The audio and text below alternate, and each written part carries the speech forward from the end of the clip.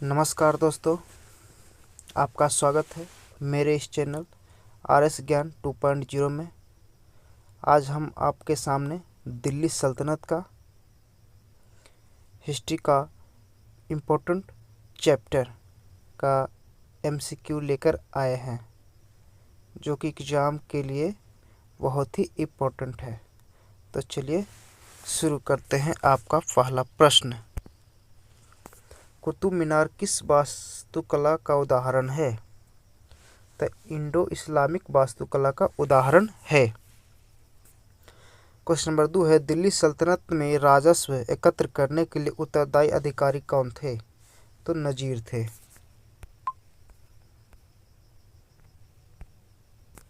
Question number 3 है, किसी व्यक्ति को विशेष शर्तों पर सौंपी गई भूमि या भू राजस्व क्या था? तो इक्ता।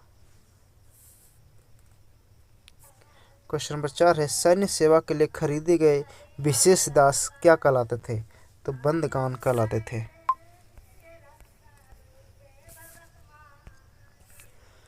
क्वेश्चन नंबर 5 है, तारिक ए मुबारक शाही के लेखक कौन है? तो यहिया बिन अहमद सरहिंदी है। क्वेश्चन नंबर 6 है, आनंदपाल तोमर ने पृथ्वीराज चौहान से पहले कहाँ शासन किया था? तो दिल्ली में किया था। क्वेश्चन नंबर 7 है, तबकाते नासिरी फारसी भाषा में किसके द्वारा लिखी गई थी? तो मिनहाज ए सिराज द्वारा लिखी गई थी।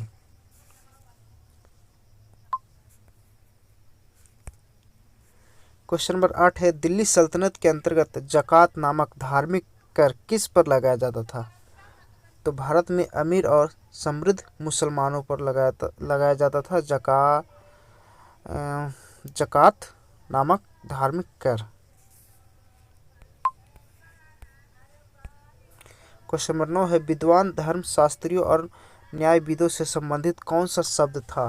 तो उलेमा।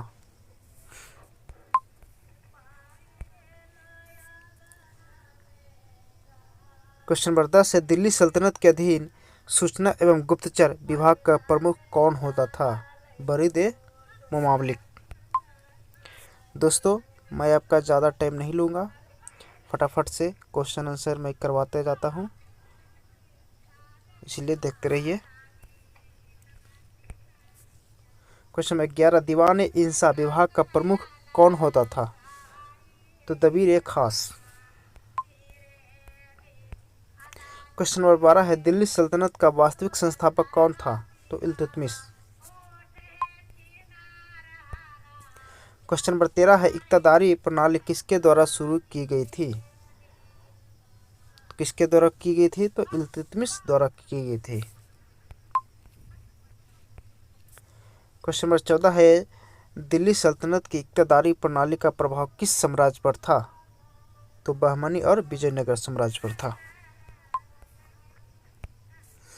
आपका अगला प्रश्न है, दिल्ली सल्तनत से संबंधित तारीख है फिरोज शाही ग्रंथ के लेखक कौन थे? तो जियाउद्दीन बर्नी थे।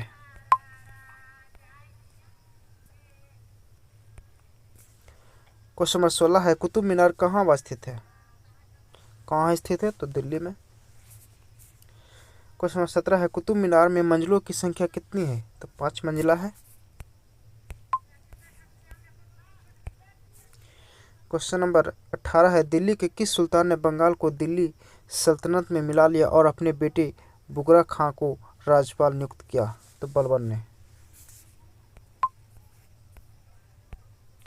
क्वेश्चन नंबर 19 है, दिल्ली का प्रथम सुल्तान जो कि गुलाम राजवंश से था वो कौन था? तो कुतुबुद्दीन ऐबक था।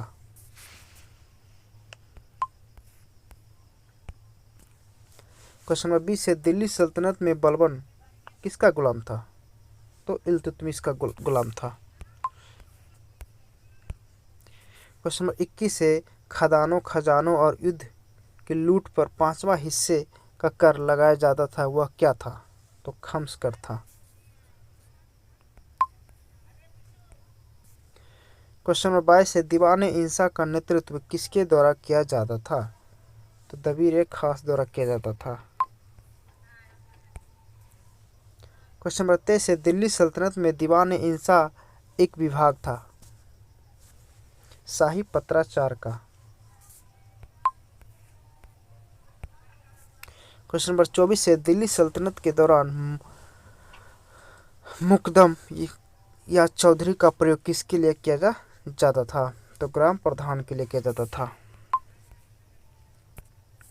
क्वेश्चन नंबर 25 से, कुतुब मीनार की 5वीं मंजिल का निर्माण किसके शासनकाल के दौरान किया गया था?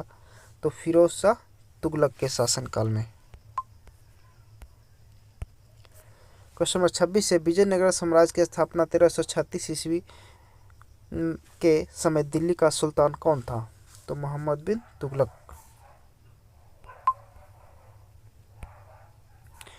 क्वेश्चन नंबर 27 से, कव्वाली के जनक जिन्हें भारत का तोता यानी तूती ए हिंद भी कहा जाता वे कौन है? अमीर खुसरो। क्वेश्चन नंबर 28 से, फतेहपुर सीकरी का निर्माण किसके द्वारा किया गया था? तो अकबर के द्वारा, आप सब जानते ही है।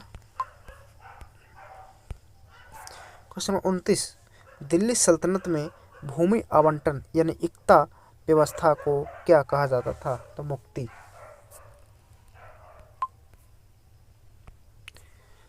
क्वेश्चन नंबर 30 से, दिल्ली सल्तनत की स्थापना कब हुई थी? तो 1206 ईस्वी से शुरू होता है दिल्ली सल्तनत। दिल्ली सल्तनत काल 1206 से 1526 ईस्वी के दौरान दिल्ली पर शासन करने वाले राजवंशों की संख्या कितनी थी? तो 5 राजवंशों ने दिल्ली पर शासन किया था। क्वेश्चन नंबर 32 से, तोमरों के अधीन दिल्ली में ढाले गए सिक्कों को क्या कहा जाता था? देहली वाल। क्वेश्चन नंबर 33 से, दिल्ली सर्वप्रथम किसके अधीन एक राज्य राजधानी बनी थी? तो तोमर राजपूतों के अधीन। क्वेश्चन नंबर 34 से, काकतीय वंश का शासन किसके द्वारा समाप्त कर दिया गया था? तो दिल्ली सल्तनत के द्वारा समाप्त कर दिया गया था। क्वेश्चन नंबर 35 से, गयास उद्दीन बलबन ने दिल्ली की गद्दी संभाली कब और कब से तक शासन किया? तो 1266 से 1287 तक बलबन का शासन चला। क्वेश्चन नंबर 38 से, अमीर अल ख्याल एक अरबी उपाधि जिसका अर्थ है वफादारों का कमांडर किसे दी गई थी? तो जमाल उद दीन याकुत को दिया गया था। क्वेश्चन नंबर 37 से, दिल्ली सल्तनत का दूसरा सुल्तान कौन था? तो आराम शाह था। क्वेश्चन नंबर 38 है, दिल्ली सल्तनत के दौरान मुस्लिमों की कृषि भूमि पर लगने वाला कर क्या था? तो खराज कर था। क्वेश्चन 39 है, दिल्ली सल्तनत के सुल्तान के लिए रजिया अपने सभी भाइयों से अधिक सक्षम और योग्य है, ऐसा कथन किसने कहा था? तो मिन्हाज उस सिराज ने कहा था।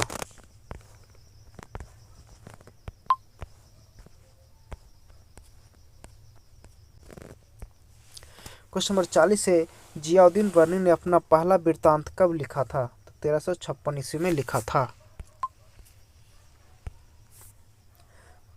क्वेश्चन नंबर 41 है, तराइन के दूसरे युद्ध में तुर्कों की विजय ने किसकी आधारशिला रखी थी? तो दिल्ली सल्तनत की। 42 है, देखिए, तारीख है मुबारक शाही फारसी भाषा का इतिहास है दिल्ली सल्तनत का। क्वेश्चन नंबर 43 है, तारीख ए मुबारक शाही के लेखक कौन थे? तो याहिया बिन अहमद सरहिंदी थे।